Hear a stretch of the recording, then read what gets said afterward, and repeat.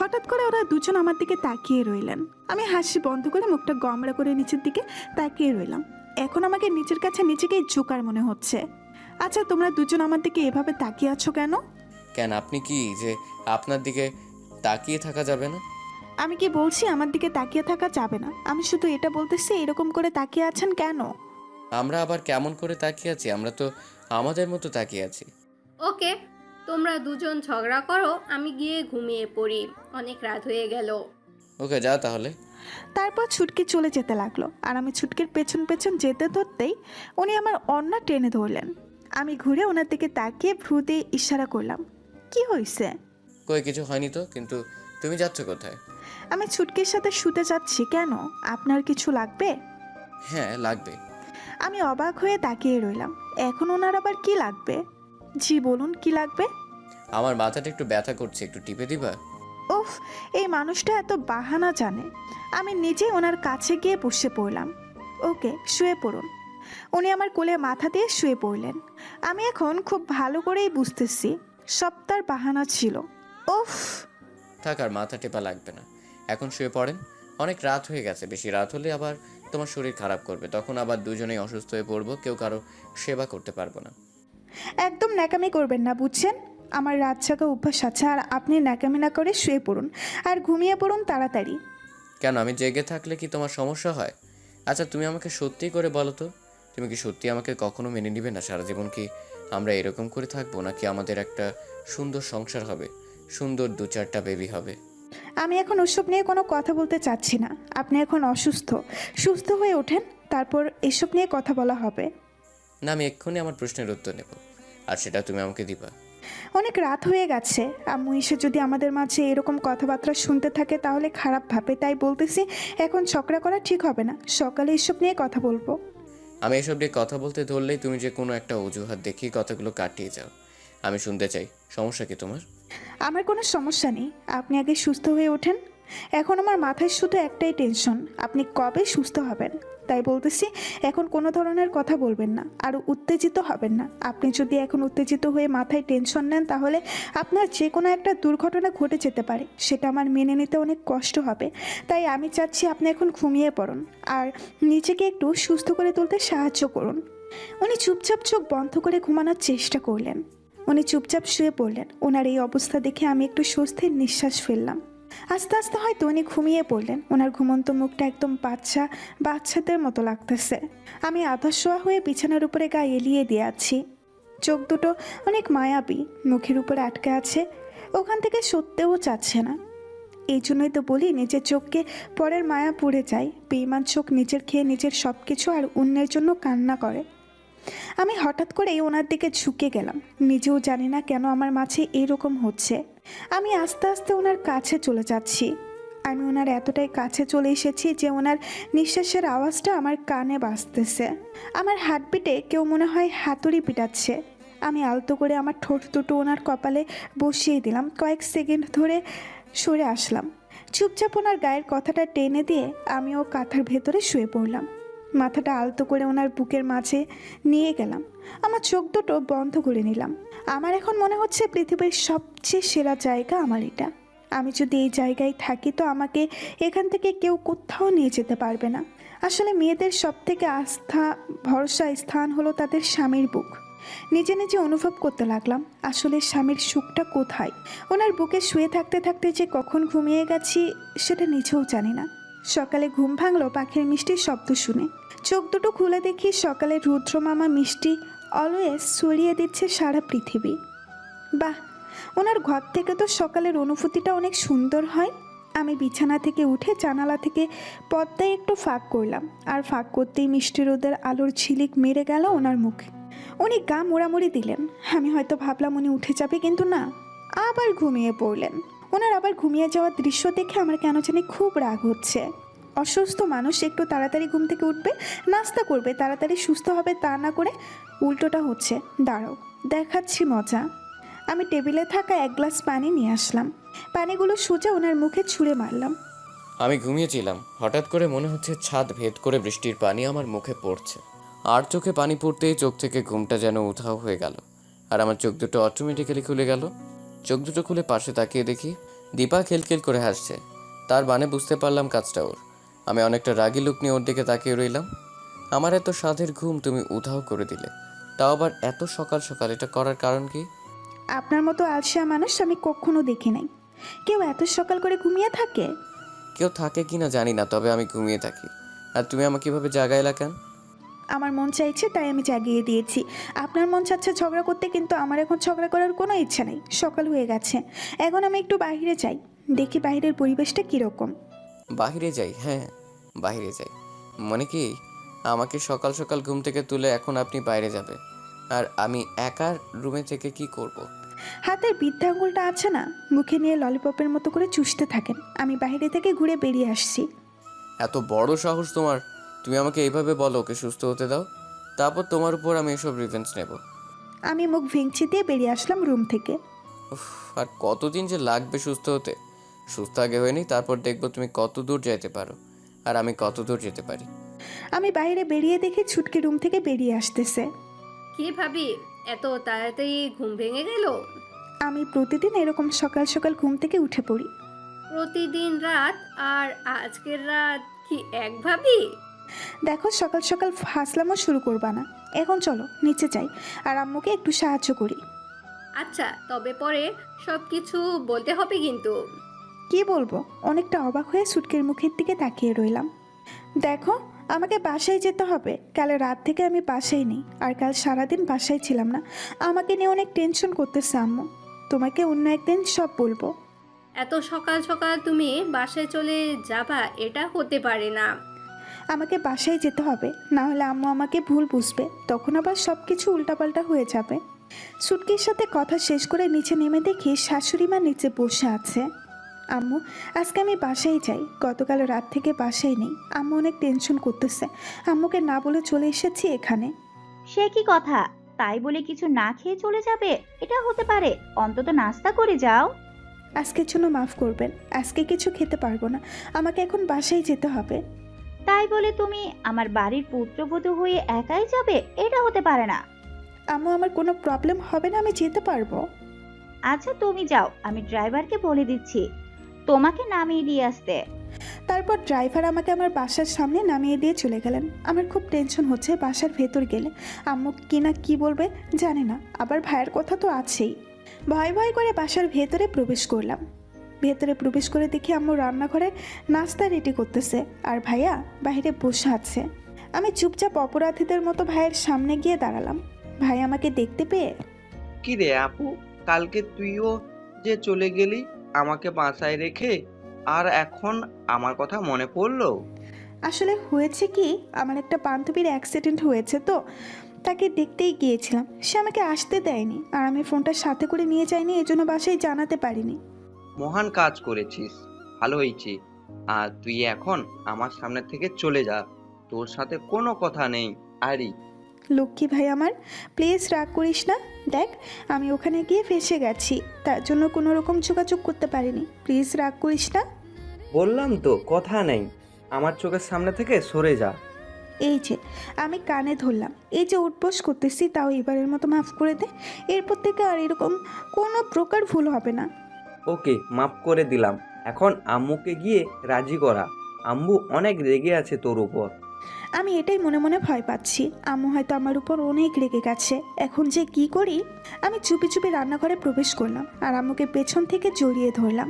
আম্মু অনেকটা ভয় পেয়ে গেছে, এরকম হঠাৎ করে পেছন থেকে জড়িয়ে ধরেছে তো তাই। আম্মু ভয় পেছনে ফিরে দেখে, আমাকে দেখে তো রেগে মেগে একদম আগুন হয়ে গেল। তুই এখানে এসেছিস কেন? চলে যা, লাগবে না তোর মতো মেয়েকে। আম্মু প্লিজ এবারের মতো মাফ করে দাও।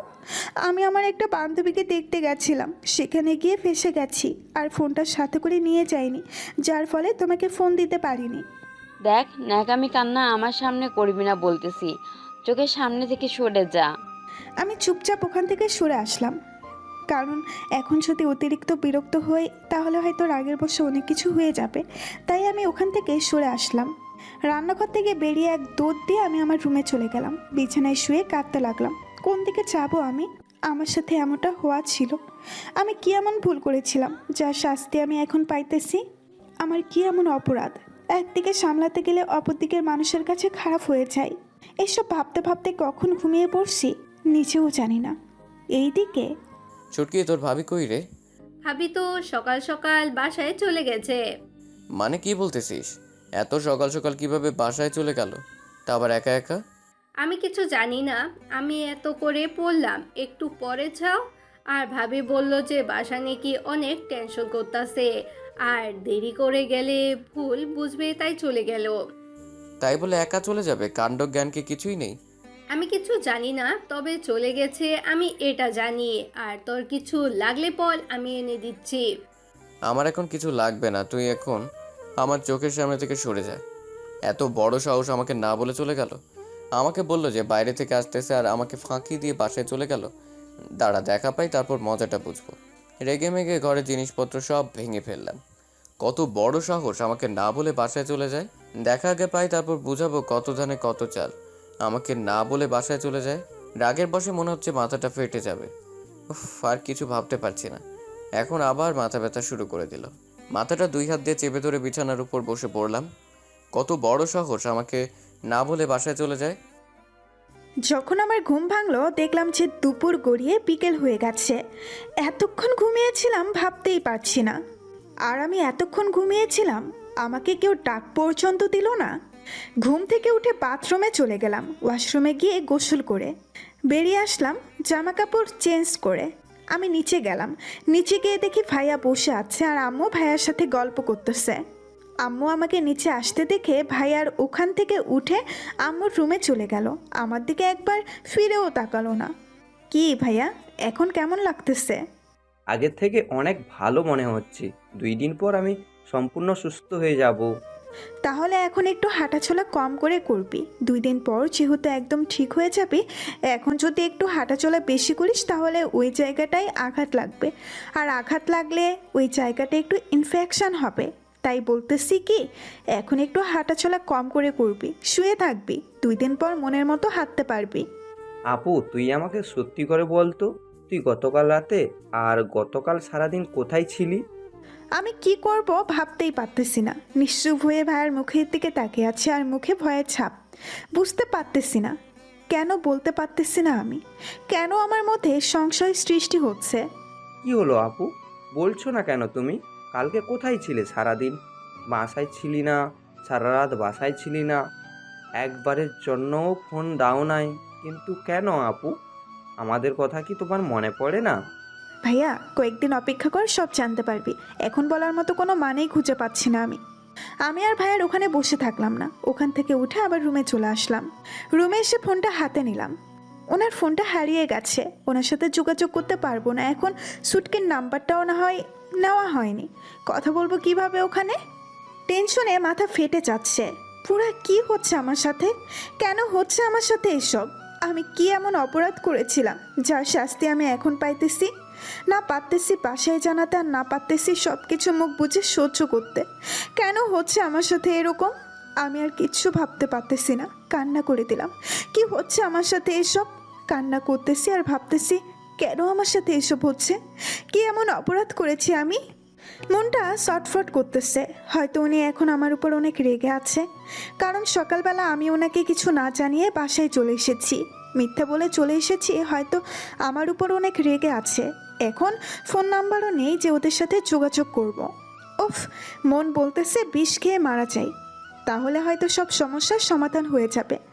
বাসায় এসেও শান্তি নাই, আম্মু কথা বলতেছে না। আম্মুর সাথে যে সব শেয়ার করব, আম্মু তো আমার কথা বুঝতেই চাইতেছে না।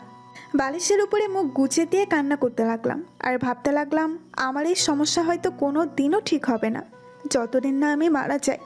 হয়তো আমি মারা গেলে আমি সব সমস্যার সমাধান হয়ে যাবে। আমি বিছানা থেকে উঠে আমার রুমে চলে গেলাম, গিয়ে দেখে আম্মু শুয়ে আছে।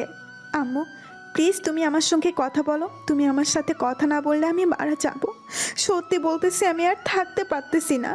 তাও আম্মু কথা বলতেছে না, চুপচাপ শুয়ে আছে আগের মতো হয়ে। কি হলো আম্মু, মেয়ের উপরে এতটা অভিমান, যেখানে আমি তোমার উপরে অভিমান করব, উল্টো তুমি আমার উপর অভিমান করে আছো। প্লিজ কথা বলো, আর কখনো এরকম ভুল হবে না আমার। তুই যদি তোর মাকে এতই ভালোবাসতিস তাহলে একবার অন্তত ফোন দিয়ে বলতে পারতিস যে আমি আমার বান্ধবীর বাসায় আছি, কালকে সকালে যাব। আসলে আম্মু যখন ওর অ্যাক্সিডেন্ট হয় তখন ওর ফোনটা হারিয়ে ফেলেছিল, তাই তোমাকে জানাতে পারিনি। বেশ, বুঝলাম। কিন্তু ওর বাসায় কি একটা ফোন নেই যে ফোন দিয়ে আমার সাথে কথা বলা যেত?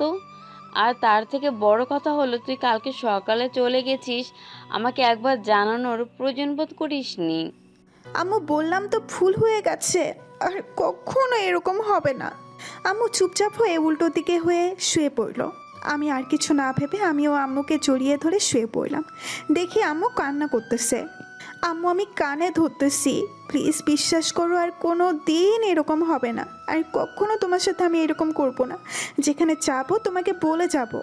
তুই জানিস কালকে সারাদিন আমি কিছু খাইতে পারিনি, রাতেও কিছু খাইনি, কিন্তু তুই একটা বারও আমার কথা ভাবলি না যে আম্মুটার কি হবে।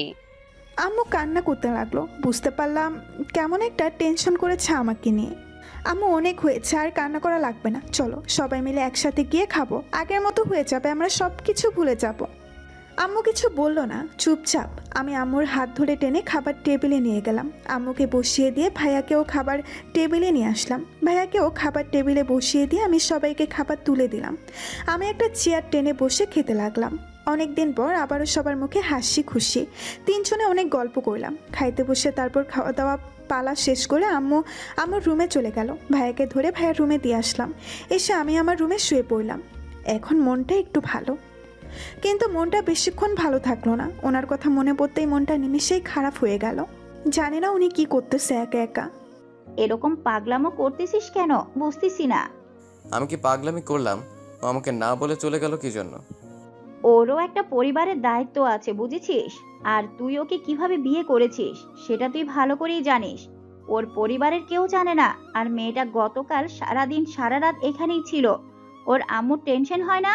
আর রুমের একই বেহাল অবস্থা করেছিস, সবকিছু ভেঙে ফেলেছিস কেন? আমি চুপচাপ মাথা নিচু করে বিছানায় বসে আছি, কারণ আম্মু এখন অনেক রেগে আছে। এখন কিছু বলা ঠিক হবে না, যদি কিছু বলি উল্টো পাল্টা হয়ে যাবে সব কিছু। কি হলো এখন? আমার কথার উত্তর দিচ্ছিস না কেন? তুই তো বক বক করতেছিলি। আরে আম্মু, তুমি আমার ভাইয়ের সাথে পাগল হয়ে গেলে নাকি? হয়তো তোকে এখানে পক্ষপাতিত্ব করতে হবে না। তুই যে কাজ করতেছিস সেটাই কর। ছুটকি আর কিছু বলার সাহস পেল না, চুপচাপ ওইখানেই দাঁড়িয়ে রইল।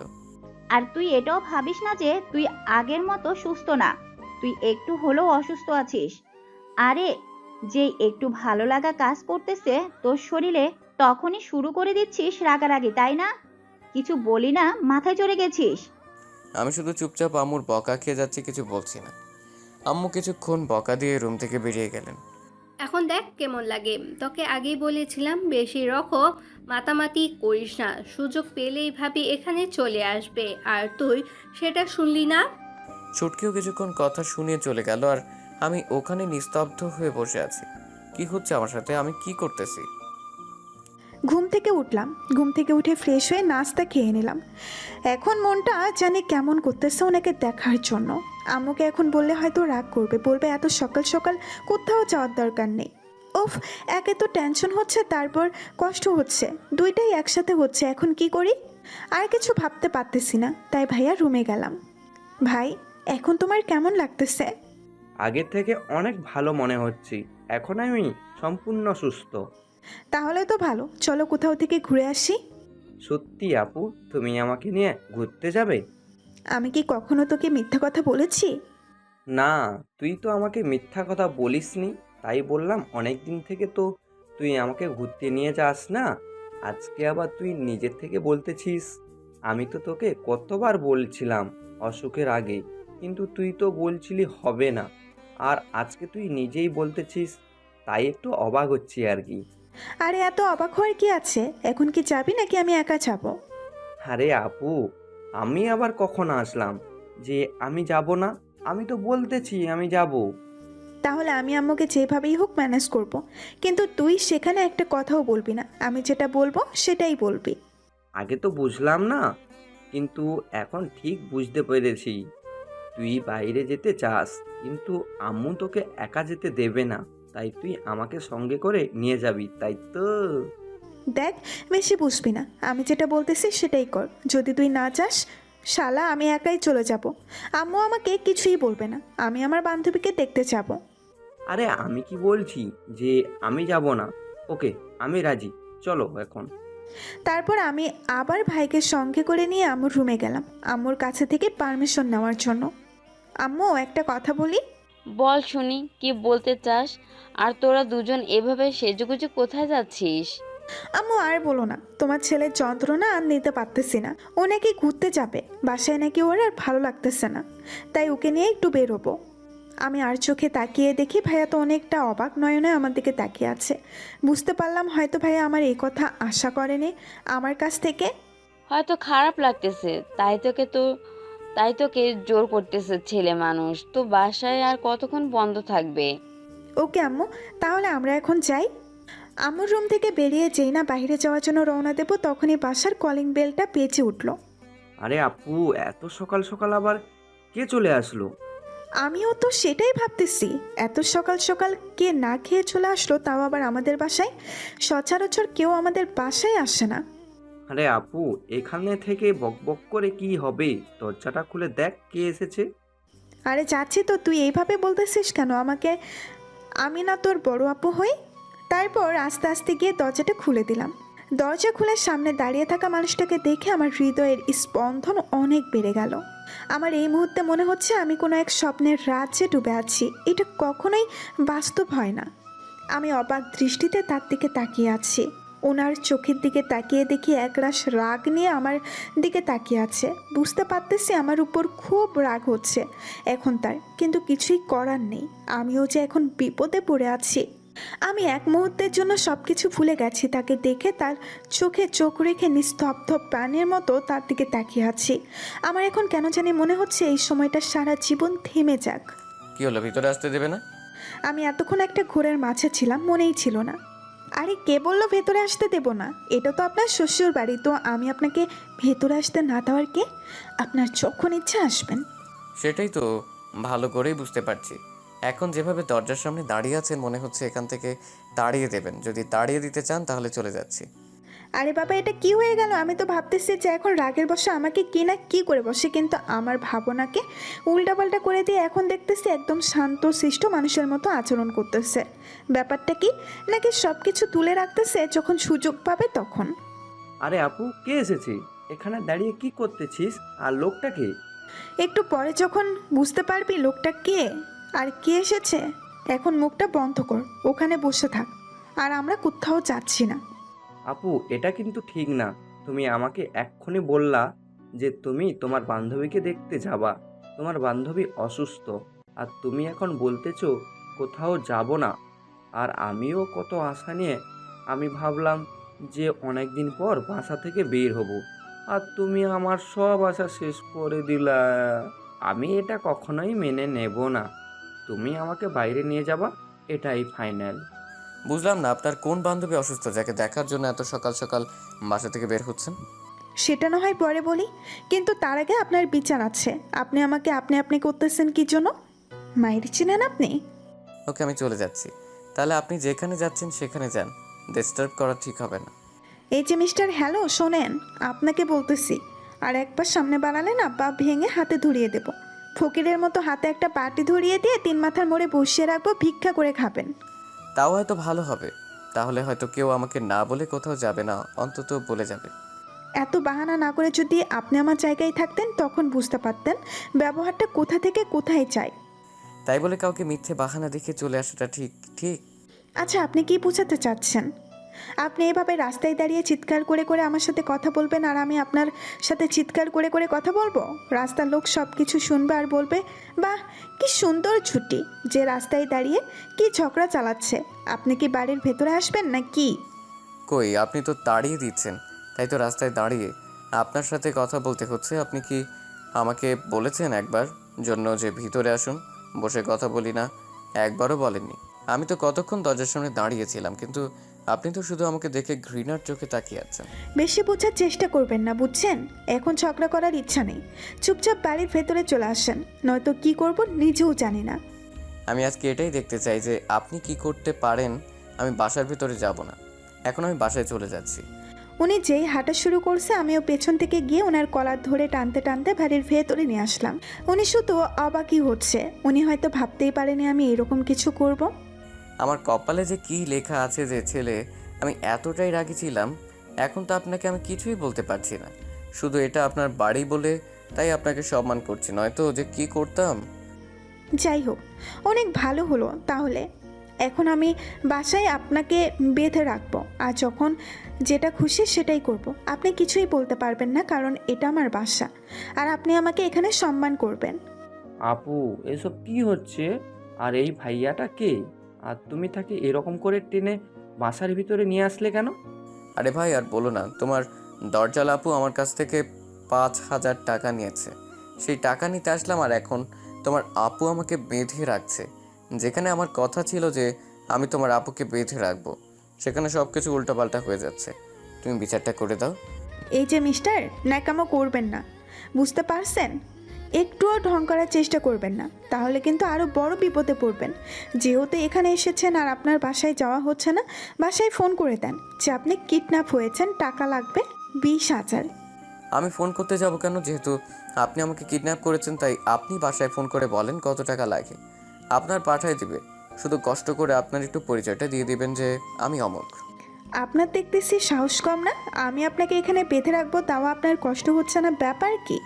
জানেন আমার বউ না অনেক পচা, আমাকে না বলে হুট করে যেখানে খুশি সেখানে চলে যায়। আমার মূল্য সে দেয় না। আপনি হয়তো আপনার বউকে ভুল বুঝতেছেন।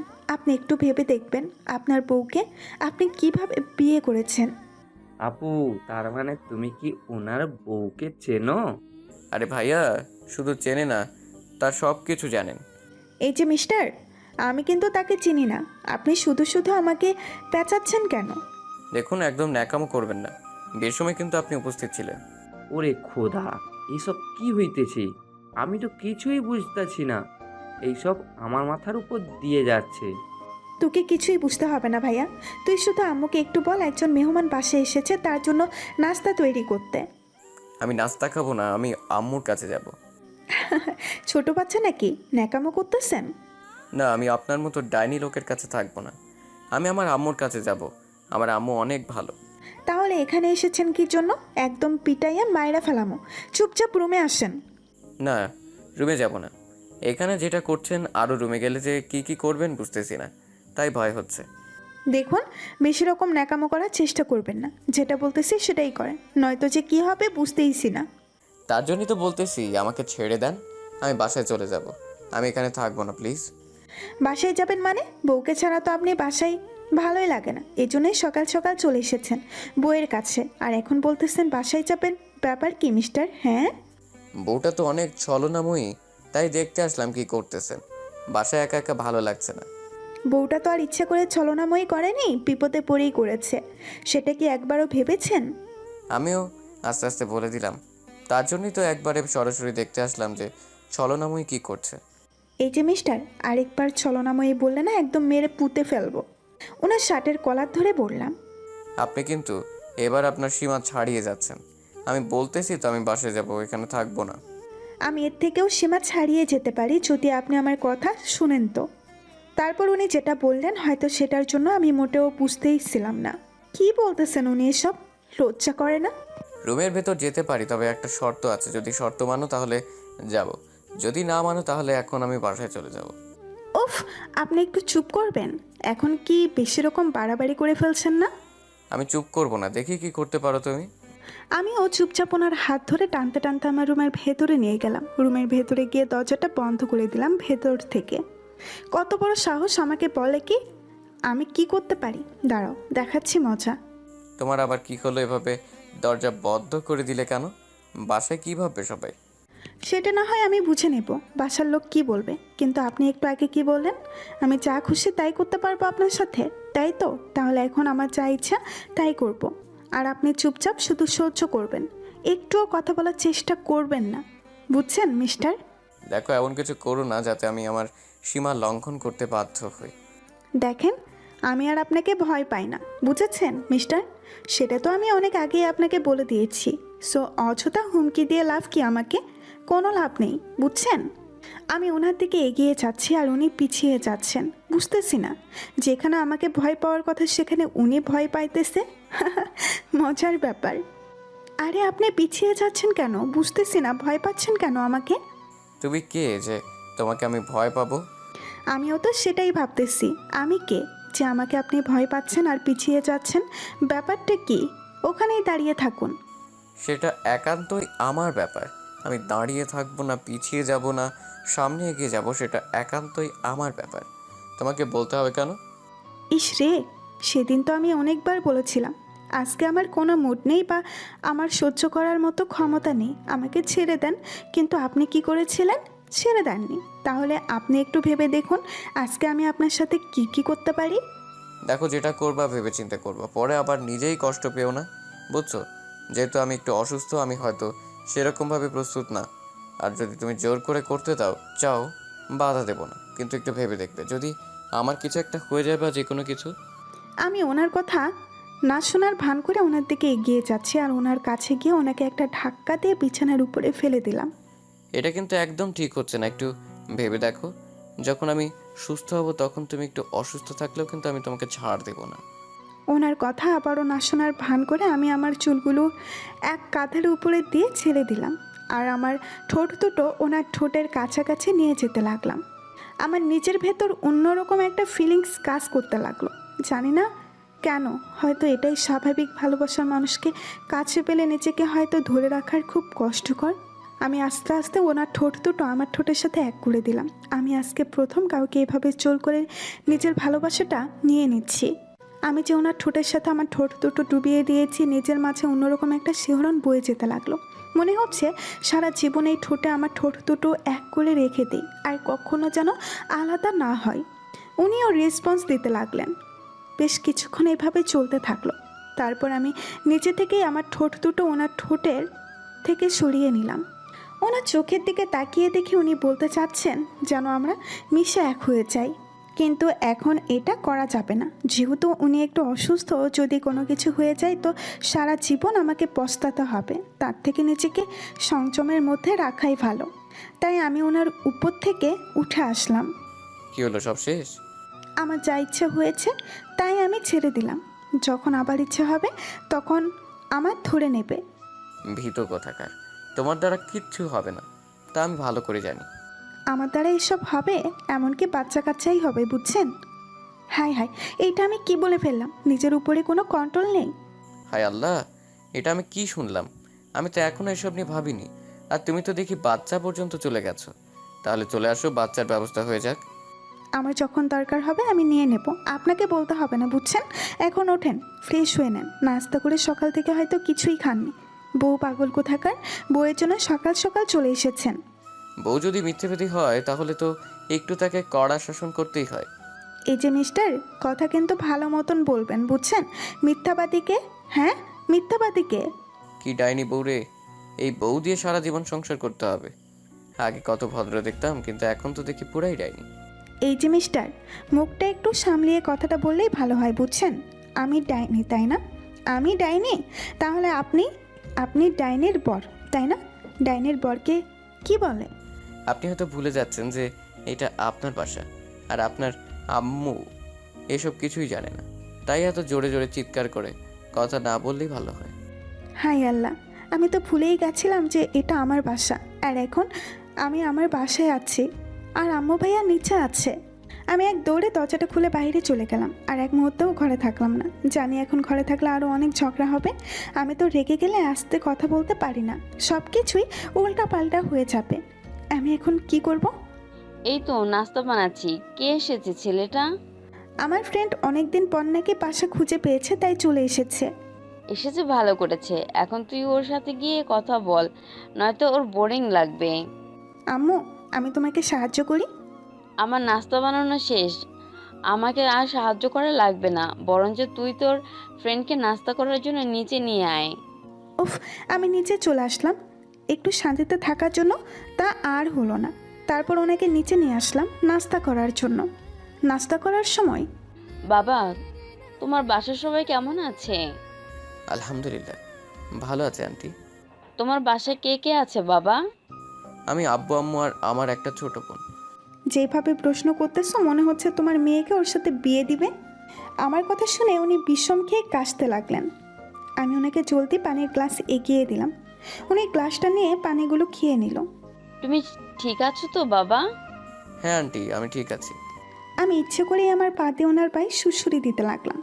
ওনার দিকে তাকিয়ে দেখে উনি রাগী ভাব নিয়ে আমার দিকে তাকিয়ে আছে। আমিও ইচ্ছে করে মুখ ভেঙচি দিলাম। এবার দেখি বেচারা রাগ অনেকটা বেড়ে গেছে, তাই আর কোনো ডিস্টার্ব করলাম না। খাওয়া দাওয়া শেষ করে উঠে আসলাম। উনি আম্মুর সাথে বসে গল্প করতে লাগলেন আর আমি ঘরের কিছু কাজ করতে লাগলাম। হঠাৎ করে বাইরে থেকে অনেক জোরে জোরে আওয়াজ হতে লাগলো। বুঝলাম না কিছু হলো না তো। বাইরে কি হচ্ছে বোঝার জন্য আমি তাড়াহুড়া করে বাইরে চলে আসলাম। বাইরে এসে যেটা দেখলাম অবাক করা কাণ্ড। বাইরে গিয়ে দেখি ওনার আব্বু আম্মু সুটকে এসেছে। আমি তো এটা দেখে চরম পর্যায়ে অবাক হয়ে গেলাম। এটা কি হচ্ছে? তার মানে কি উনি সব প্ল্যানিং করে এসেছে? ছুটকি আমাকে দেখে আমার কাছে চলে আসলো। কি ভাবি, কেমন দিলাম? এসবের মানে কি? আমি তো কিছুই বুঝতে পারতেছি না। তুমি কি আমাকে সব ক্লিয়ার করে বলবা? আসলে কালকে যখন তুমি ভাইয়াকে না বলে চলে এসেছো এখানে, তো পরে ভাইয়াকে যখন আমি জানালাম কথাটা, তখন ভাইয়া অনেক রেগে যায় আর রুমের সব কিছু ভাঙচুর শুরু করে দেয়। আর আম্মু সেটা বোঝাতে পেরে রুমে এসে ভাইয়াকে অনেক বকাঝকা করে। তারপর রাতে আব্বু বাসায় আসে। তারপর আম্মু আব্বুর সাথে এই বিষয়ে নিয়ে কথা বলে, তাই আব্বু রাজি হয়ে যায় ভাইয়ার বিয়ে দেওয়ার জন্য। সেটা শুনে ভাইয়া সকাল সকাল আম্মুর সাথে প্ল্যানিং করে ভাই এখানে চলে আসে আর আমরা এখন আসলাম। অন্তত তুমি একটাবার ফোন দিয়ে আমাকে বলতে পারতে, তাই না? আমার কাছে তোমার নাম্বার নেই আর তুমি তো চলে এসেছো তাড়াহুড়া করে। তোমার যে নাম্বারটা নেব তাও তো সময় ছিল না তোমার কাছে। তুমি এত তাড়াহুড়া করতেছিলে তখন। তুমি হয়তো আমার কষ্টটা বুঝতে পেরেছো, কারণ তুমি একজন মেয়ে। তুমি একটু ভেবে দেখো, তুমি যদি আমার জায়গায় থাকতে তাহলে তোমার কীরকম অবস্থা হইতো। জি ভাবি, আমি সব কিছুই বুঝতে পারতেছি। একজন মেয়ে যখন একটা পরিবারের খুঁটি হয়ে দাঁড়ায় না, তখন তার উপর দিয়ে যে ধকল যায় সেটা একটা মেয়ে অনুভব করতে পারবে, আর কেউ না। আচ্ছা, এসব কথা এখন বাদ দাও, পরে হবে। এখন আমার সাথে আসো, সবার জন্য নাস্তা রেডি করতে হবে। তারপর আমি সুটকিকে সাথে নিয়ে রান্নাঘরে গেলাম এবং সবার জন্য নাস্তা তৈরি করে নিয়ে আসলাম। সুটকি আর আমি টেবিলে নাস্তা রেডি করতেছিলাম আর ওখান থেকে আম্মুর সাথে ওনার আব্বু আম্মু কথা বলতেছে বিয়ের ব্যাপার নিয়ে। আর উনি বেহায়ার মতো ওখানে বসে ওনাদের কথা শুনতেছে। এই মানুষটা লজ্জা শরম কিছুই নেই, নির্লজ্জ কোথাকার। ভাবি, তুমি মনে মনে যেটা ভাবতাছো সেটা ভেবে লাভ নেই, কারণ আমার ভাইয়াটা লজ্জা বলতে কিছুই নেই। দেখো না কিভাবে বসে উনাদের কথা শুনতাছে। তারপর নাস্তা রেডি করে সুটকি আর আমি আমার রুমে গেলাম, গিয়ে ফ্রেশ হয়ে নিলাম। সুটকি আমাকে জোর করে আয়নার সামনে বসিয়ে দিয়ে একটু হালকা সাজগোজ করিয়ে দিল। আরে সুটকি, আমাকে সাজগোজ করাতে হবে না, এমনিতেই হবে। মেয়েদের সাজগোজ করতে ভালোই লাগে, আর তুমি তো দেখছি অন্য জগতের প্রাণী, সাজগোজ করতেই চাও না। আমি কি বলছি সাজগোজ করতে চাই না? আমি বলতেছি আমার এখন ভালো লাগতেছে না, এমনিতেই হবে। চলো সবার সাথে কথা বলে আসি। তুমি তো দেখছি বেহায়া হয়ে গেছো ওইখানে যাওয়ার জন্য। ওইখান থেকে যখন ডাক পড়বে তখন তোমাকে নিয়ে যাব, বুঝেছেন ম্যাডাম? উফ, আমিও একদম ভুলেই গেছি যে ওনারা আমাকে দেখতে এসেছে। কি করতেছি আমি? তারপর রুমের ভেতরে চুপচাপ বসে রইলাম। সুটকি বাইরে চলে গেছে। এখন আমি রুমের ভেতরে একা একা বসে আছি। কেমন যেন বোরিং ফিল হচ্ছে আর আচুপ লাগতেছে আমার কাছে। বেশ কিছুক্ষণ পরে সুটকি রুমে আসলো। চলো ভাবি, আর তোমাকে অপেক্ষা করতে হবে না। তারপর সুটকি আমাকে ধরে নিচে নিয়ে যেতে লাগলো। আমিও ধীরে ধীরে হেঁটে যাচ্ছি সুটকির সাথে। সুটকি নিয়ে গিয়ে ওনার আব্বু আম্মুর সামনে আমাকে বসিয়ে দিল।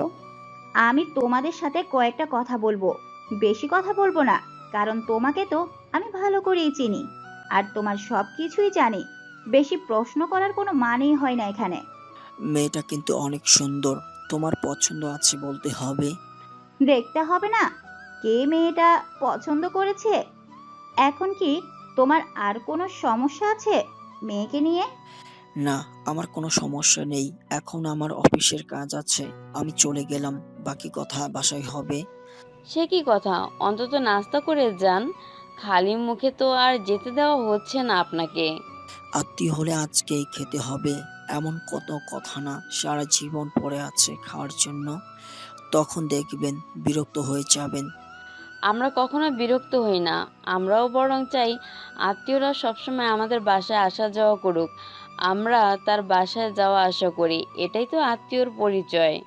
আপনার কথা শুনে অনেক ভালো লাগলো। আচ্ছা, আজকে তাহলে আমি আসি, আরেকদিন বসে আড্ডা দিব। তারপর উনি চলে গেলেন। আম্মু, আমি একটু করে রুমে যাচ্ছি, আমার খারাপ লাগছে। আমি ওনার মুখ থেকে এরকম কথা শুনে চট করে উঠে ওনার পাশে গিয়ে দাঁড়িয়ে পড়লাম এবং ওনার হাতে হাত রাখলাম। আমার এরকম অদ্ভুত কাণ্ড দেখে সবাই অবাক হয়ে আমার দিকে তাকিয়ে আছে এবং আম্মুর দিকে আমি তাকিয়ে দেখি আম্মু অনেকটা অবাক হয়ে আমার দিকে তাকিয়ে আছে। হয়তো আম্মু ভাবতে পারেনি আমি এরকম কোনো কাজ করব। আচ্ছা দীপা, তুই বাবাকে নিয়ে একটা রুমে নিয়ে যা। বুঝতে পারলাম আম্মু একটু আমাকে সন্দেহ করা শুরু করে দিয়েছে। তারপর আমি আর ওখানে না থেকে ওনাকে নিয়ে আমার রুমে চলে আসলাম। আচ্ছা, তুমি নিজে ওরকম করলে কেন? আমি কিচ্ছু জানি না। আর এখন ফালতু বকবক না করে ঘুমানোর চেষ্টা করুন, রেস্ট নিন। আমি তো রেস্ট নেওয়ার জন্য হলরুম থেকে আসিনি, আমি এসেছি বেবি প্ল্যানিং করতে। মানে? বারে, তুমি তো তখন বললা যে বেবি নিবা, তাই আমিও ভাবলাম একটা বেবি হলে ভালোই হয়। আচ্ছা, আপনি এত অসভ্য কেন? অসভ্যতামি করতেছেন কেন? আপনার মুখে কিছুই আটকায় না? বউয়ের সামনে আবার মুখে কি আটকাবে? আচ্ছা, তুমি তো আমার বউ, তাই না? বউয়ের সামনে আবার কিসের আটকি? বউ সামনে সব হবে সরাসরি। আমি কোনো বেহায়া লোকের সাথে কথা বলতে চাচ্ছি না। আমি যেই উল্টো হয়ে হাঁটা শুরু করব তখনই উনি আমার ওড়না ধরে ফেললেন। এবার কিন্তু বেশি রকম বাড়াবাড়ি হয়ে যাচ্ছে। আপনি আমাকে ছেড়ে দেন বলতেছি। যদি ছেড়ে না দেই তাহলে কি করবা? আপনার সাথে আচাইরা কোনো কথা বলার ইচ্ছা নাই এখন আমার। আমাকে যেতে দেন। যেতে দিতে পারি, তবে একটা শর্ত আছে। আমি এখন পর্যন্ত আপনার কোনো সত্য মানতে রাজি না। আমাকে ছেড়ে দেন, আমি নিচে যাব। উনি আমার কোনো কথা না শুনে এক টান দিয়ে ওনার কোলে বসিয়ে নিলেন। দেখুন, যে কোনো সময় ছুটকি এখানে চলে আসতে পারে, এখন কোনো অসভ্যতামি করবেন না। উনিও নাছর বান্দা, আমাকে ধরে রেখেছেন, ছেড়ে দিচ্ছেন না।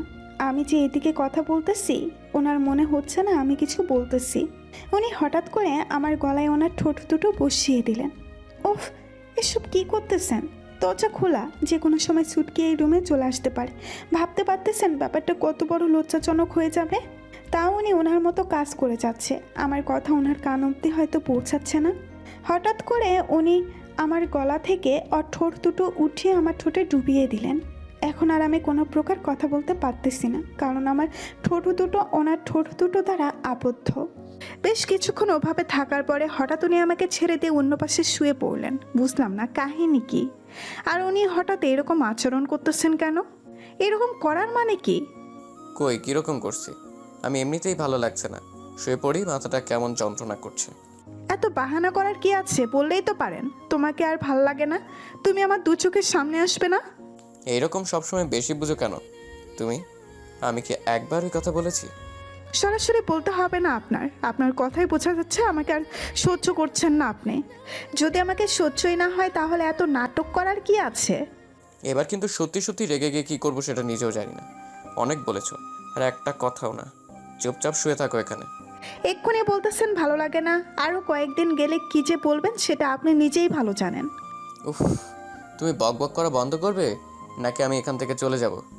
চলে তো যাবেন, আপনাকে আটকে রাখছি আমি? আমাকে তো আর আপনার ভালোই লাগে না। যদি ভালো লাগতো তাহলে তো আর এই কথা বলতেন না। উনি কিছু না বলে উঠে আমাকে শক্ত করে জড়িয়ে নিলেন ওনার বাহুডোরে, আর আমি ওনার বুকে মাথা রেখে কান্না করেই যাচ্ছি। এই পাগলি, বিশ্বাস করো, তোমাকে ছাড়া আমার এক মুহূর্ত ভালো কাটে না। আর তুমি সেখানে কিভাবে ভাবতে পারলে তোমাকে ছাড়া আমি সারা জীবন থাকতে পারবো? আমি ওনার কোনো কথারই উত্তর দিচ্ছি না, আমি ওনার বুকে মাথা রেখে কান্না করেই যাচ্ছি। এই পাগলি, এবার কান্নাটাও অন্তত বন্ধ করো। তোমার কান্না মুখ আমার ভালো লাগে না। তোমার সব সময় হাসি খাসি মুখটাই আমার কাছে ভালো লাগে। আর তুমি যখন কান্না করো না, তোমাকে একদম পেত্নির মতো লাগে। পেতনির মতো লাগলেও কিছুই করার নেই, তবে পেতনির সাথে আপনাকে সারা জীবন কাটাতে হবে। সবাইকে বলে বেড়াবো আমার একটা পেতনি বউ আছে। কি এত বড় সাহস আপনার হলো কোথা থেকে? আরে তুমি তো বললা যে পেতনির সাথে আমাকে সারা জীবন কাটাতে হবে, তাই আমি কি করব? যদি কেউ বলে তোমার বউ দেখতে কেমন, তাহলে তো আমাকে তাকে বলতেই হবে আমার বউ দেখতে একদম পেতনির মতো, তাই না? আর একবার পেতনি পেতনি করলে একদম গলা মটকা রক্ত চুষে খেয়ে ফেলবো। থাক, তোমাকে আর সত্যি সত্যি মেত্তি হতে হবে না।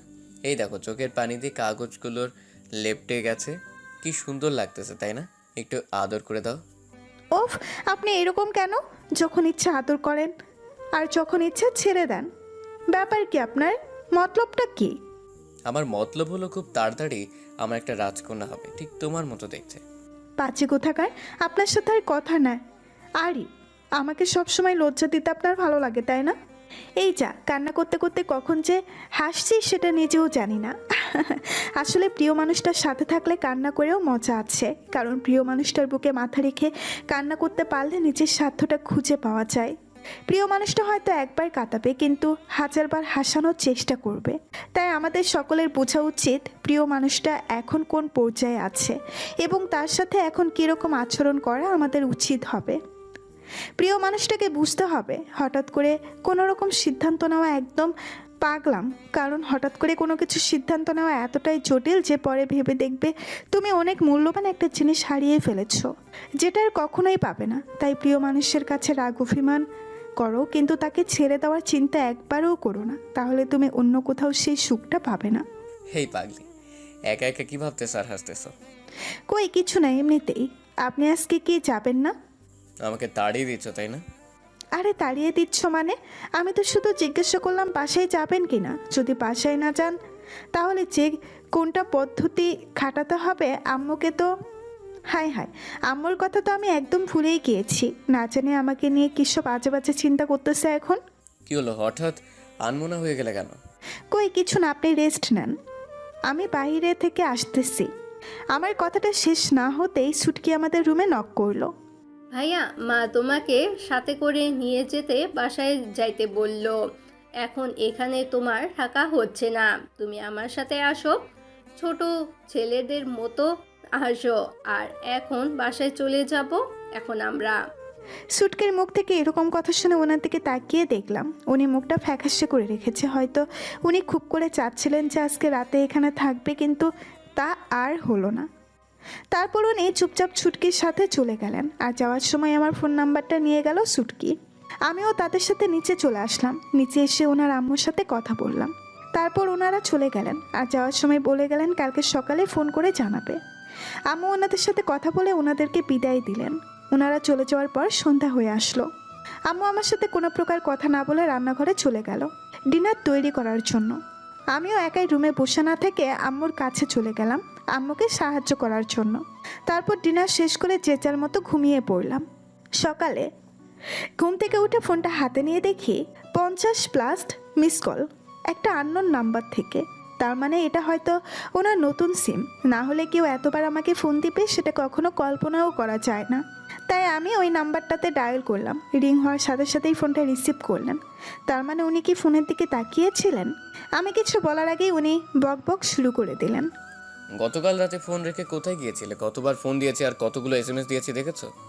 আরে আপনি তো এইটুকু বুঝতে পেরেছেন হয়তো আমি ঘুমিয়ে পড়েছি তাই ফোন রিসিভ করতে পারিনি। তারপর এতবার ফোন ধরার কি ছিল? কি? কেউ এত তাড়াতাড়ি ঘুমিয়ে পড়ে জানতো না তো? কেউ এত তাড়াতাড়ি ঘুমিয়ে পড়ে কিনা জানি না, তবে আমি খুব তাড়াতাড়ি ঘুমিয়ে পড়ি। দাঁড়াও, কয়েকদিন পর দেখবো কিভাবে এত তাড়াতাড়ি ঘুমিয়ে পড়ো। মানে কয়েকদিন পর কি দেখবেন? আমি তো ঘুমিয়ে পড়ি খুব তাড়াতাড়ি, আর কয়েকদিন পরে আমি খুব তাড়াতাড়ি ঘুমিয়ে পড়বো। চাইলেও পারবেন না মহারানী, কারণ আমি নামক জিনিসটা তো আছি ডিস্টার্ব করার জন্য। উফ, আমি তো ভুলেই গেছিলাম কয়েকদিন পর ওনার সাথে থাকতে হবে। বচ্চাত একটা। কি হলো, ট্যাপ ট্যাপ করে কি বলতেছো? যা বলবে সরাসরি বলো। কই আমি তো কিছুই বলছি না, আমি তো আপনার কথা শুনতে চাই, বলেন। এত তাড়াতাড়ি ঘুম থেকে উঠে গেছো?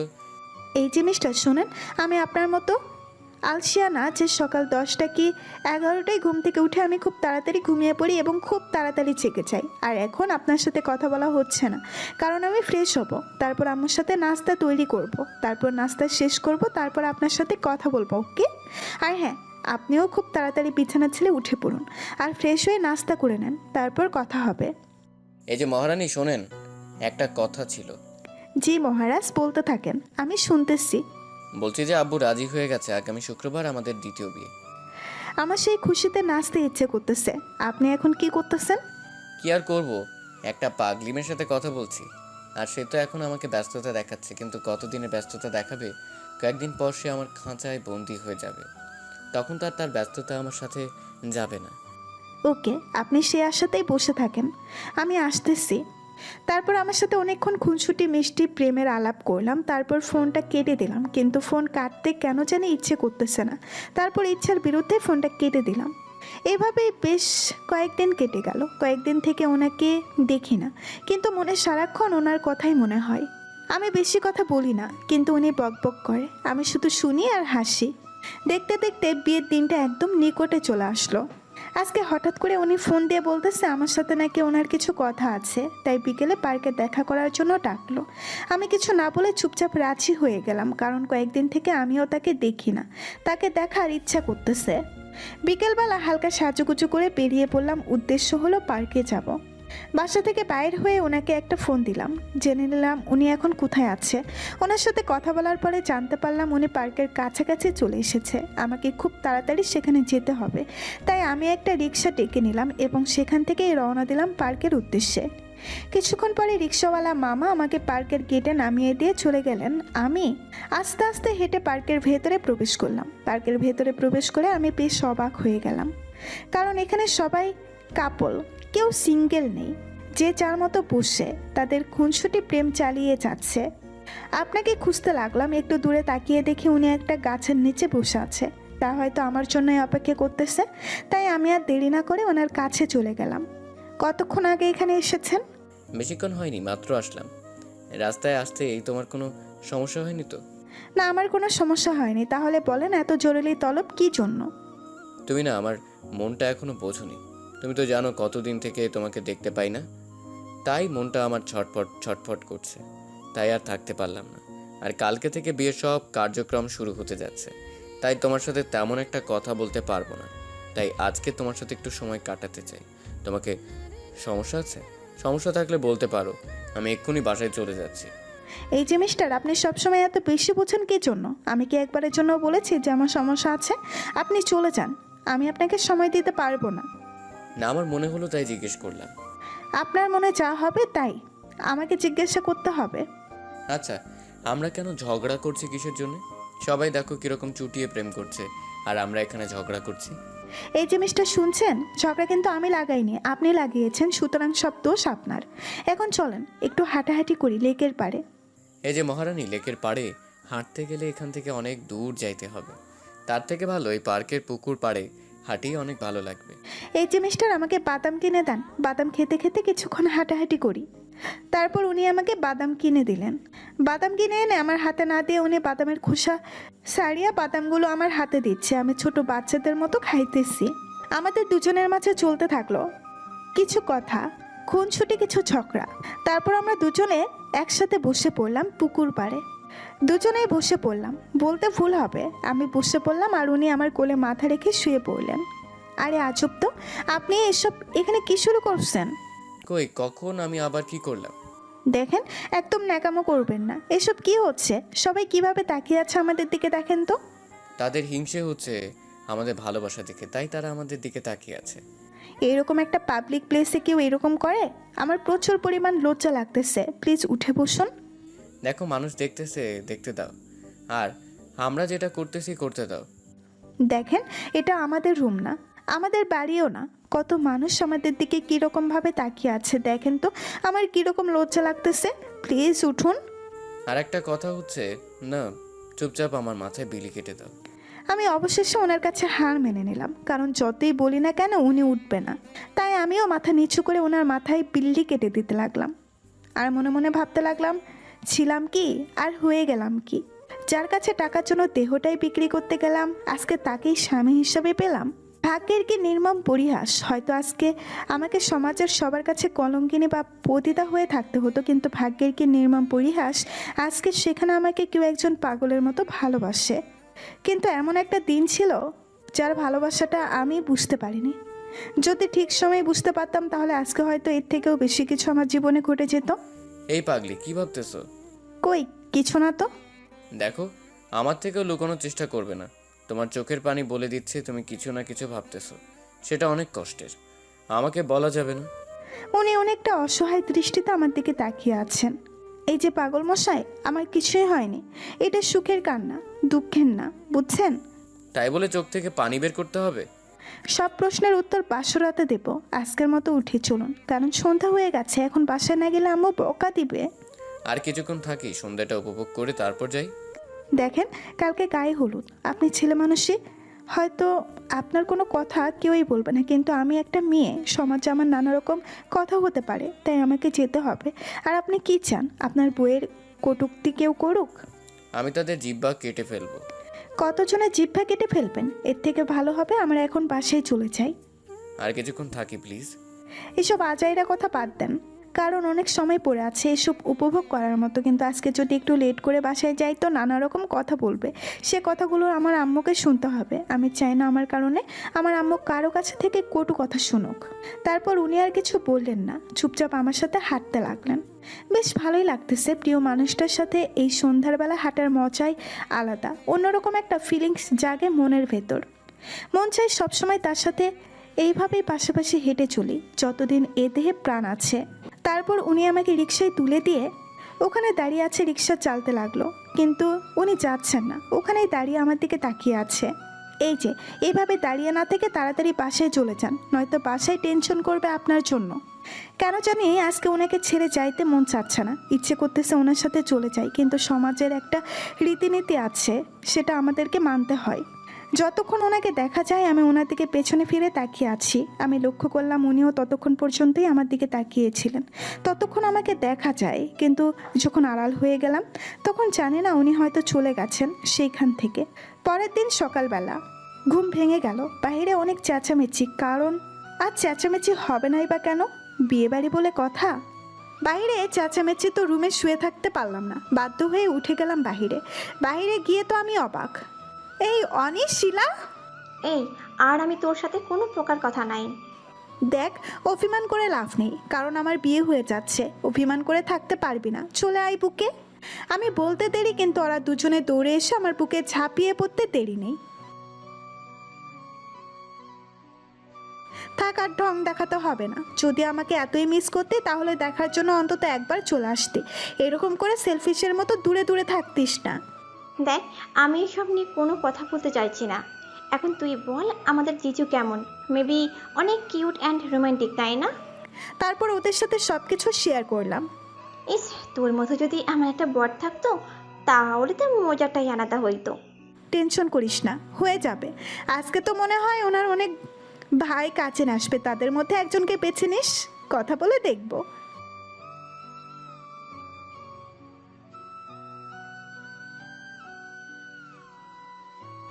আমরা তিনজন জমিয়ে আড্ডা দিতেছিলাম, এর মাঝে আম্মু আমাদের রুমে চলে আসলো। এখানে আর বসে না থেকে সবাই বাইরে আসো, হলুদের অনুষ্ঠান শুরু করব। বরপক্ষ থেকে লোক এসেছে। আন্টি, আপনি নিজে জানতো, আমরা দীপাকে নিয়ে আসছি। তারপর আম্মু চলে গেল আর আমরা কিছুক্ষণ পরে নিচে চলে আসলাম। নিচে এসে দেখি ছোট্ট একটা স্টেজ তৈরি করা হয়েছে, আমাকে সেখানে নিয়ে গিয়ে বসানো হলো। তারপর একে একে সবাই আমাকে হলুদ মাখিয়ে মিষ্টিমুখ করিয়ে যাচ্ছে, বেশ মজাই লাগতেছে। অনেকেই তো আমার সম্পূর্ণ মুখেই হলুদ মাখিয়ে দিচ্ছে। সবাই কি খুশি, সবাই অনেক আনন্দ করতেছে, অনেক মজা করতেছে, সবার মুখে হাসি খুশি। কিন্তু একটা বিষয় খেয়াল করলাম, আমার ভাইটাকে এখনও দেখতে পেলাম না আমি। আমার মনটা নিমিষেই খারাপ হয়ে গেল। আমি চারিদিকে আমার ভাইকে খুঁজতে লাগলাম, কিন্তু দেখতে পাচ্ছি না। ওইদিকে এই যে ভাইয়া, তাড়াতাড়ি ঘুম থেকে উঠে পড়ো, আম্মু কিন্তু রাগ হইতাছে।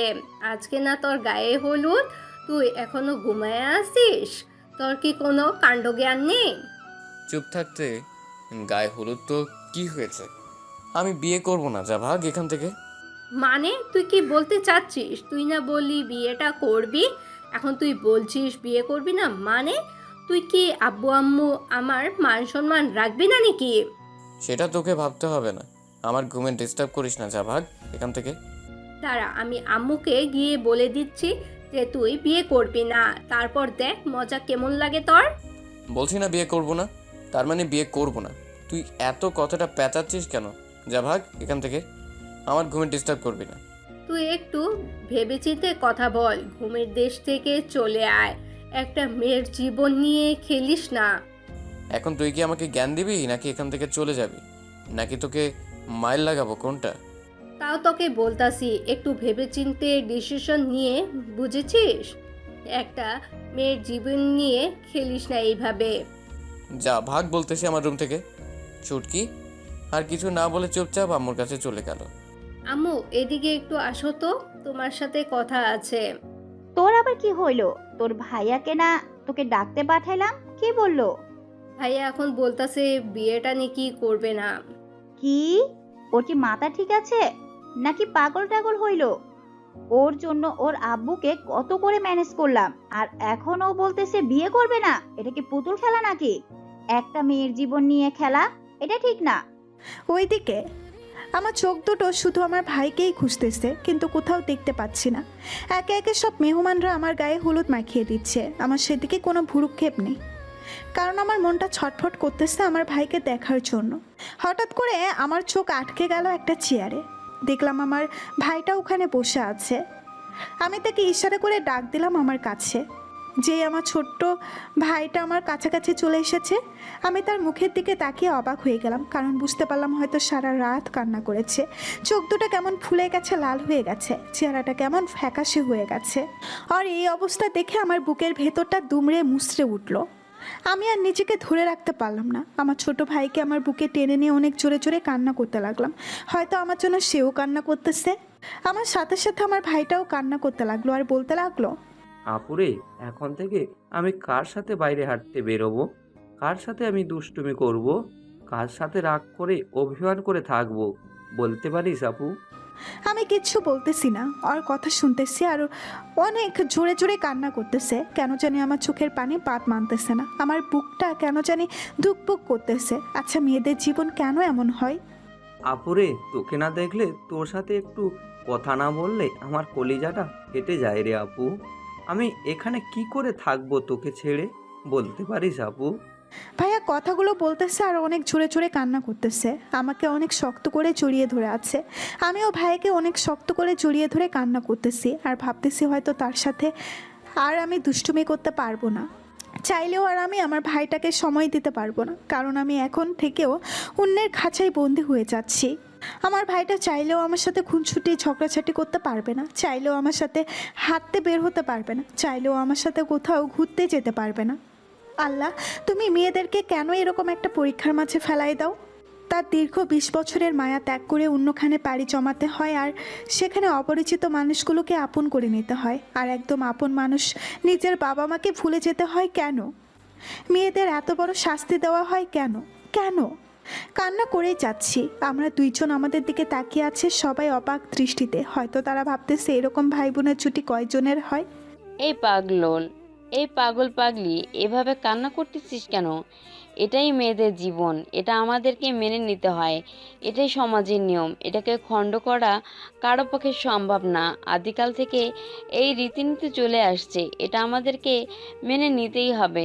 যেমন আমি একদিন আমার বাবা মাকে ত্যাগ করে অপরিচিত মানুষকে আপন করে নিয়েছি, ঠিক তেমন তোকেও আমাদেরকে ভুলে গিয়ে তোর শ্বশুর শাশুড়িকে আপন করে নিতে হবে। এটাই বাস্তবতা, আর এটাই মেয়েদের জীবন। আম্মু কথাগুলো বলতে বলতে ভাইয়াকে আমার বুক থেকে টেনে আলাদা করে নিল এবং আম্মু ভাইয়াকে জড়িয়ে ধরে কান্না করতে লাগলো। আমার বুকটা হাহাকার করতে লাগলো। হায় রে জীবন! আশেপাশে তাকিয়ে দেখি সব মেহমানদের চোখে পানি। বুঝতে পারলাম তারা হয়তো অনুভূতিটা বুঝতে পেরেছে।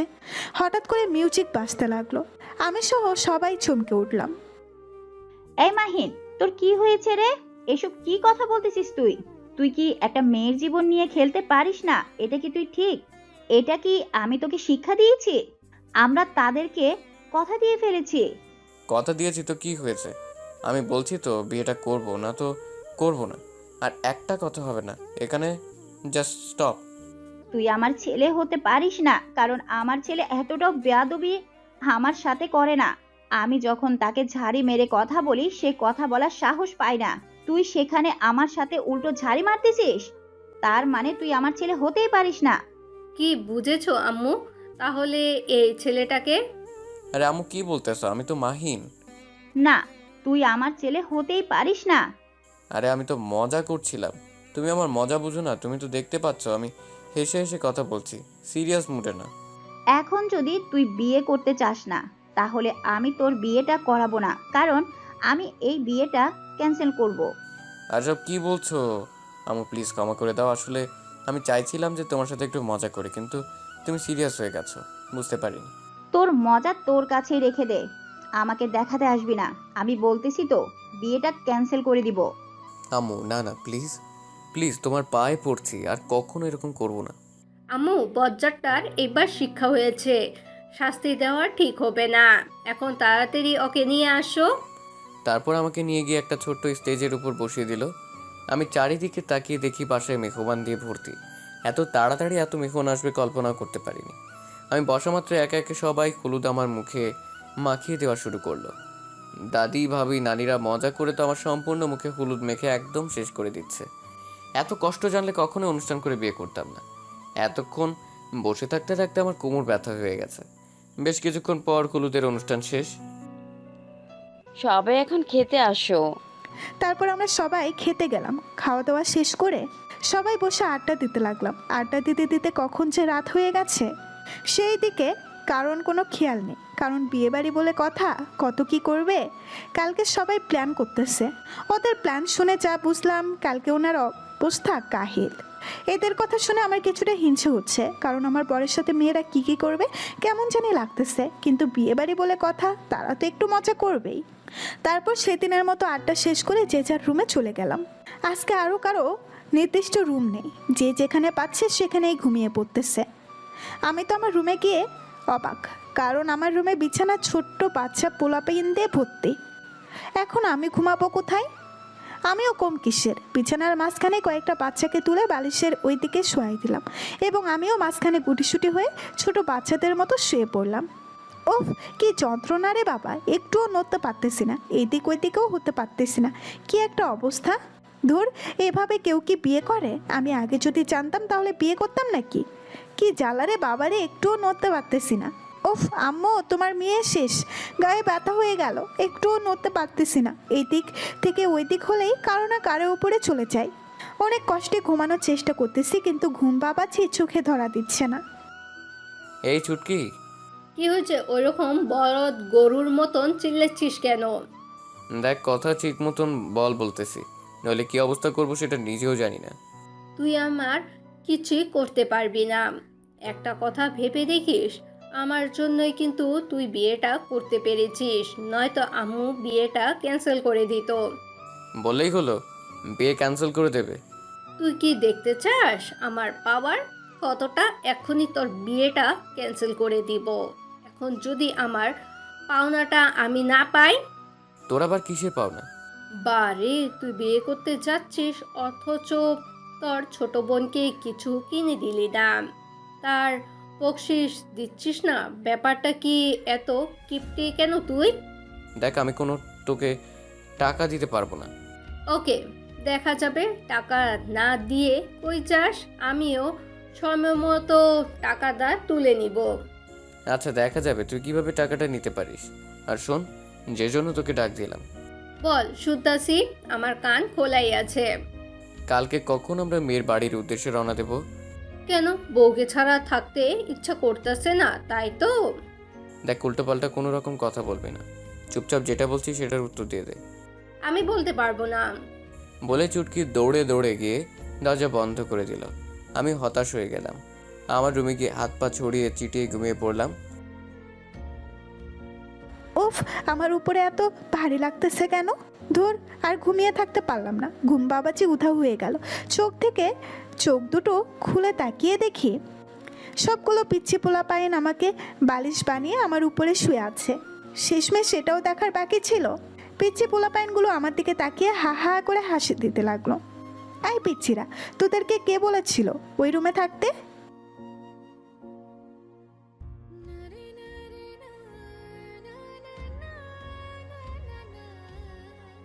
তাই বলে তোমরা সবাই মিলে আমার 12টা বাজিয়ে দিলে।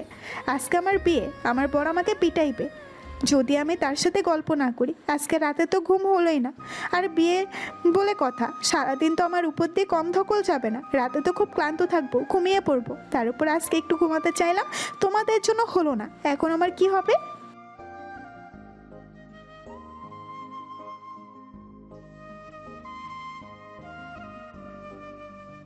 আরে পিচ্ছির দল বলেই ওদের ধরতে গেলে ওরা দৌড়ে পালিয়ে গেল রুম থেকে, বাহির হয়ে গেল। আমি ওদের কাণ্ড দেখে হাসতে হাসতে শেষ। কেউ আবার মুখ ভেঙচি দিয়ে চলে গেল। বাইরের সবাই অনেক আনন্দ করতেছে, কিন্তু আমি রুম থেকে বাইর হতেই পারতেছি না, লজ্জা লাগতেছে। আমি রুমের ভেতরে বসে আছি, আমার কাজিনগুলো আমার সাথে বসে সবাই মিলে আড্ডা দিতেছে নানা ধরনের কথা। কিরে, তাহলে তো তোর আজ থেকে মিশন শুরু হতে যাচ্ছে। চুপ থাক, আর কথা বলবি না, লজ্জা লাগে না তোর? দেখতে একদম ভালো হবে না বলতেছি, চুপ থাক। দেখিস আজকে রাতে তোর আবার। ওই চুপ।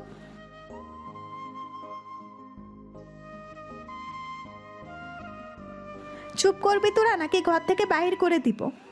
মুখে তো ঠিকই বলছিস, কিন্তু মন থেকে কি তুই কিছু চাইছিস? সেটা তো তোর মুখ দেখেই বুঝতে পারছি রে। এতই যদি তোর বিয়ে করার শখ থাকে তো আঙ্কেল আন্টিকে বলে দে তোর বিয়ে দিয়ে দিবে। তুই তোর স্বামীর সাথে গিয়ে সব কিছু করে নে। ইস, আমার কত ইচ্ছা ছিল স্বামীর বুকে মাথা রেখে ঘুমিয়ে পড়বো, কিন্তু বাসার লোক সেটা বুঝছে না রে।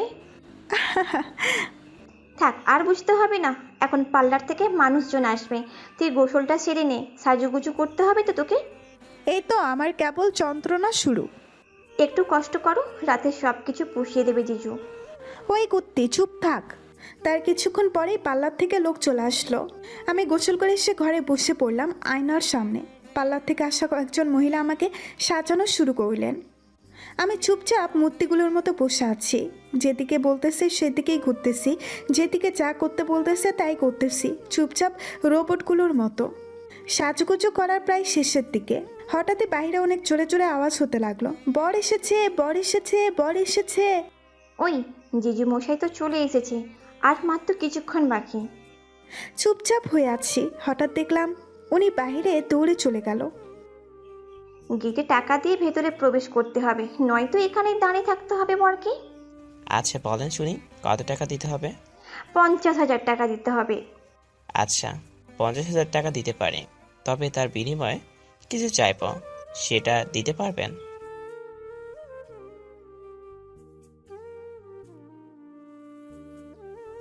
আচ্ছা, আপনি আপনার জিজুকে মিষ্টিমুখ করালেন, সেটা ভালো কথা। তার আগে আমরা সেগুলো টেস্ট করব।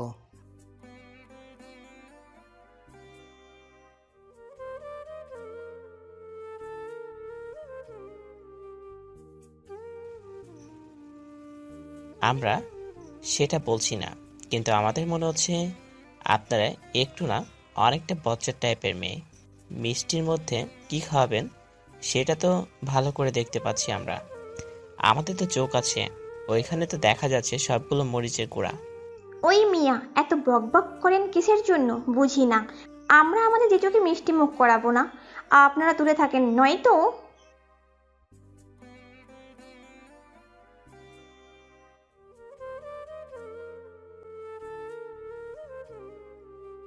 এই মেয়ে, এটা ঠিক হচ্ছে না। এগুলো আমি পরিষ্কার দেখতে পাচ্ছি, সবগুলো মরিচের গুঁড়া। এই ভাইয়া, তুই এসব খাবি না। এটা আমাদের বাড়ি, নিয়ম, সো আপনাদের খেতেই হবে।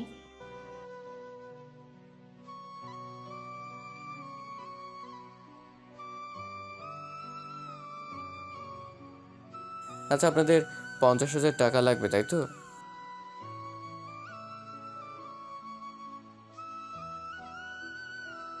আমি 1 টাকাও দিতে পারবো না।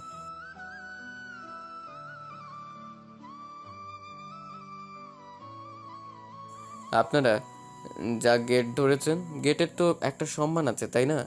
আমরা সেই সম্মানটা করব, কিন্তু আমাদেরকে যে সম্মানটা করা হয়, আমি অনেক বিয়ে বাড়িতে গিয়েছি। আপনাদের গেটে যদি পরিবেশ সুন্দর থাকতো তাহলে আপনার অ্যামাউন্টটা আপনারা পেয়ে যেতেন, কিন্তু এখন আমি সেটা দিব না, কারণ আমার পাঠকদেরও একটা হক আছে, তাদেরকেও তো আমাকে খাওয়াইতে হবে তাই না? কত আশা করি তারা আছে আমার বিয়ে খাবে বলে। আপনাদের 50,000 টাকা দিয়ে আমি কি করব? এই 50,000 টাকা আমি আমার পাঠকদের খাওয়ালে আমিও মজা পাবো, আমার পাঠকটা মজা পাবে তাই না? সবাই আমার দিকে অবাক দৃষ্টিতে তাকিয়ে আছে, ভাবছে লোকটা হয়তো পাগল হয়ে গেছে। কেমন অবাক দৃষ্টিতে আমার দিকে তাকিয়ে আছে, আমার দিকে কোনো ভ্রুক্ষেপ নেই। আমি তো আর দীপাকে আজকে নতুন বিয়ে করছি না, আমাদের দ্বিতীয় বিয়ে। তাহলে সকল পাঠককে দাওয়াত দিলাম, আসবে কিন্তু। গেটের সব ঝামেলা শেষ করে কিছু টাকা দিয়েছি, না দিয়েছি না কিছু দিয়েছি, কিন্তু কত দিয়েছি সেটা আপনাদের বলছি না। দিয়েছি, ভিতরে গিয়ে দেখি একটা স্টেজ তৈরি করা হয়েছে, সেখানে আমাকে নিয়ে গিয়ে বসানো হলো। ইমদাদুল রাকিব দুজনেই তো মেয়ে পটাতে ব্যস্ত, আমাকে একা রেখে শালারা বিয়েটা হয়ে যাক, তারপর তোদেরকে দেখে নিব। আমার বোনটাও আমার কাছে এখন নেই যে তার সাথে আমি কথা বলবো। উনি নাকি উনার ভাবির সাথে দেখা করতে চলে গেছেন। কত মেয়ে মানুষ, কত মহিলা, কত মানুষজন সবাই আমার দিকে কেমন কেমন তাকিয়ে আছে। আমার লজ্জা লাগছে। আমি একা এখানে বসে আছি, কিছু করতে পারছি না, নড়তে পারছি না, রোবটের মতো বসে আছি। ওয়াও ভাবি, আজকে তোমাকে পুরোই পরীদের মতো লাগতাছে।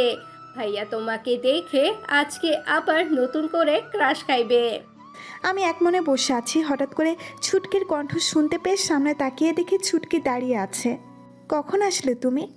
এই তো কিছুক্ষণ আগে চলে আসলাম। ভাইয়া তো নিচে বসে আছে, আমি চলে আসলাম তোমার সাথে দেখা করতে। ভালোই করেছো। আমার বান্ধবী দুটো আমাকে ছেড়ে কোথায় যেন চলে গেছে, গল্প করার মতো কেউ নাই, একা একা বসে থেকে বোরিং লাগতেছে। তুমি এসেছো, ভালো হয়েছে, এখন ভালো লাগবে, গল্প করা যাবে।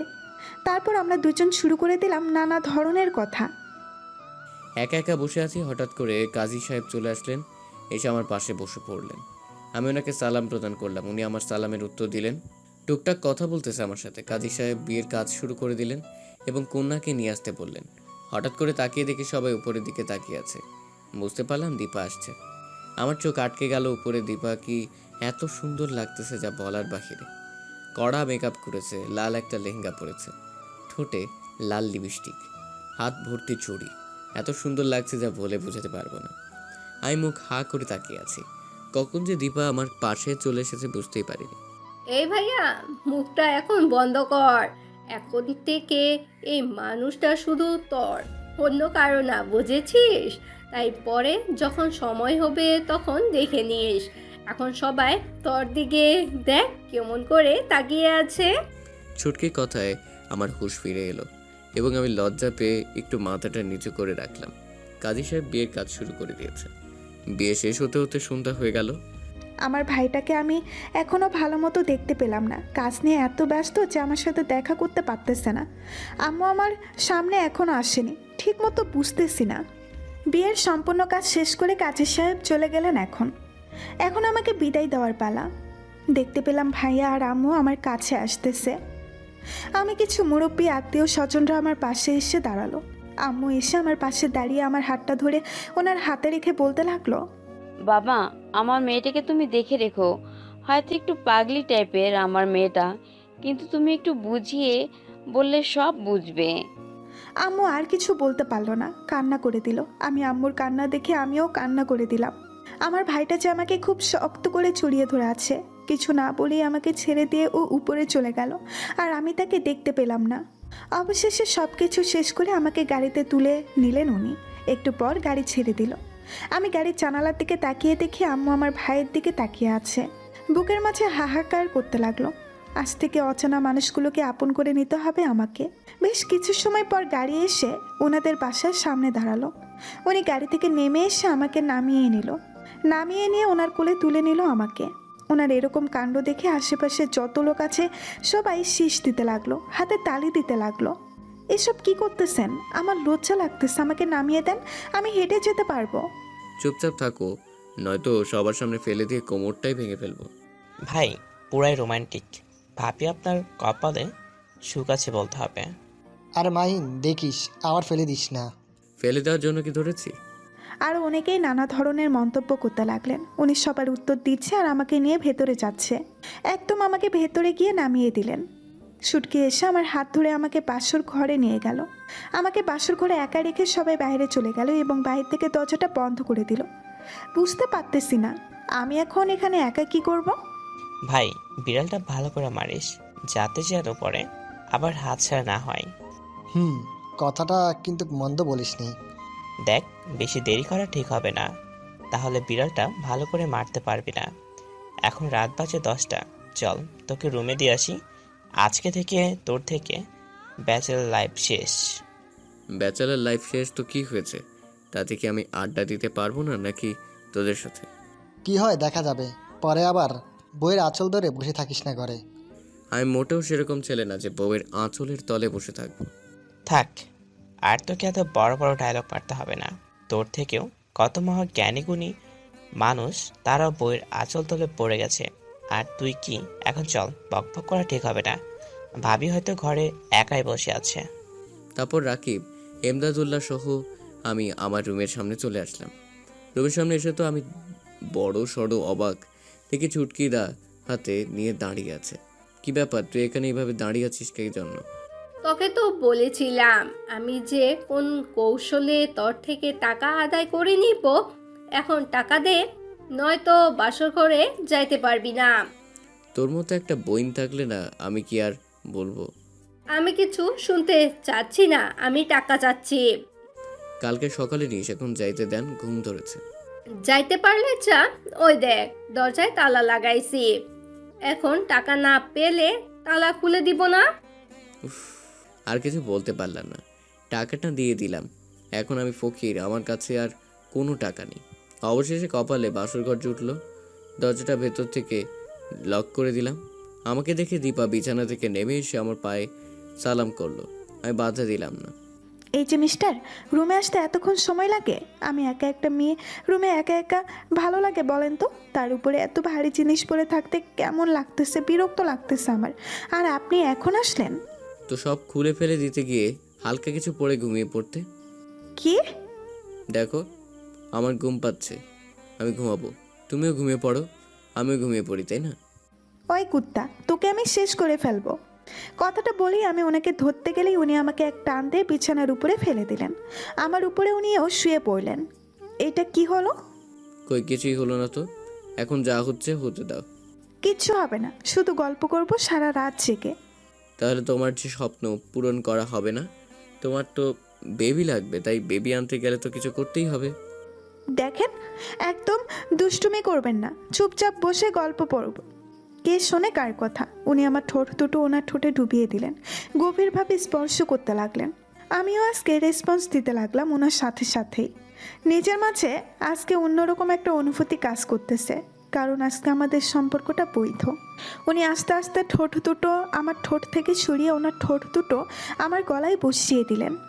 আমি এক হাত দিয়ে ওনার চুল মুষ্টিবদ্ধ করে রেখেছি, অন্য হাত দিয়ে ওর পিঠে শেরওয়ানি মুষ্টিবদ্ধ করে ধরে রেখেছি। আর উনি ওনার মতো কাজ করেই যাচ্ছে। আমার জন্য কেমন কেমন লাগতেছে। হঠাৎ করে উনি আমার গলা থেকে ঠোঁট দুটো উঠিয়ে আমার নাভিতে কিস করতে লাগলেন। আস্তে আস্তে আমরা দুজনে পাড়ি জমালাম ভালোবাসার অতল সাগরে। এসব বলতে নেই, আপনারা বিয়ে করে নেন, বুঝতে পারবেন। বেশ কিছুক্ষণ পরে উনি আমার কোলের উপরে ওনার শরীর এলিয়ে দিলেন। আমি আমার ঠোঁট দুটো দিয়ে আলতো করে ওনার কপালে একটা চুম্বু নেকে দিলাম। উনি আমার কোল থেকে উঠে আমাকে শক্ত করে জড়িয়ে ধরে আবার আমার ঠোঁটে ওনার ঠোঁট ডুবিয়ে দিলেন। আজকে থেকে আমাদের ভালোবাসার পূর্ণাঙ্গ মর্যাদা পেল। আমি এখন পর্যন্ত বলতে পারলাম না যে এই যে মিস্টার, আমি আপনাকে খুব ভালোবাসি, খুব। কিন্তু কোনো কারণবশত আমি সেটা বলতে পারতেছি না। ভালোবাসি হয়নি বলা, কিন্তু অনেক ভালোবাসি আপনাকে। মনে মনে কথা বলবো ভাবতেছি আর মুসকে মুসকে হাসতেছি। বিদায় নিলাম আপনাদের কাছ থেকে। আমি যখন গল্পটা শুরু করেছিলাম তখন অনেকে অনেক কথা বলেছিল, আর যখন মাহিন দীপাকে বিয়ে করে পালিয়েছে তখন অনেকেই বলেছিল এটা ঠিক হলো না, কারণ কেউ কাউকে ধর্ষণ করে বিয়ে করে না। ভাই, আপনাদের কথা ঠিক আছে, কিন্তু আমি আমার গল্পটার মধ্যে ফুটিয়ে তুলতে চেয়েছি যে কেউ কাউকে ধর্ষণ করে যদি তাকে বিয়ে করে তাহলে তাকে সমাজের মুখে কলঙ্কিনী বা খারাপ উপাধিটা পাবে না। তাই দরিদ্রতা এবং একটা জিনিস যেটা সে পড়েছে সেই বুঝেছে দরিদ্রতা কি। গল্পটা কেমন হয়েছে জানাবেন। আপনাদের অনেক ভালোবাসা পেয়েছি, আশা করি ভবিষ্যতেও পাবো। আলবিদা।